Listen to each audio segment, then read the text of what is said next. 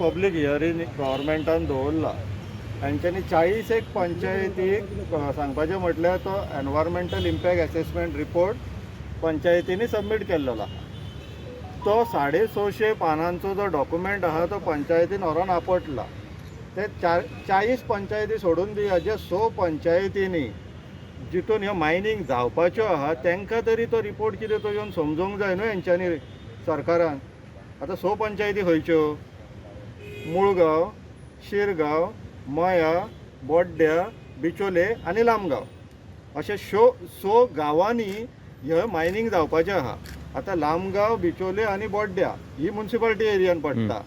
शिरगांव, मुळगांव आनी मया ही पंचायत एरियान पडटा. तुमकां चारूच एरियांनी आपले मनीस धाडून तो एनवायरमेंटल इम्पॅक्ट असेसमेंट कितें येदो व्हडलो जो डॉक्युमेंट व्हरोन पंचायतीन म्युन्सिपालिटीन आपटला तो समजोवपाक प्रॉब्लम कितें आहा?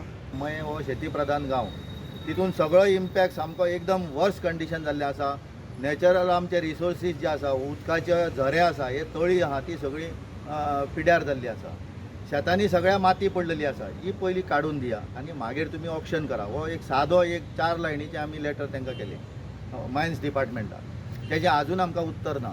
हेज्या पयलीं खुबशे केल्या. कलेक्टर म्हूण नॉर्थ गोवा कलेक्टर, बिचोले मामलेदार, डेप्युटी कलेक्टर ह्या सगळ्यांक ही लेटरां केल्लीं आसा. पूण तेंच्यांनी आजुनूय तेजेर कांयच एक्शन घेयना.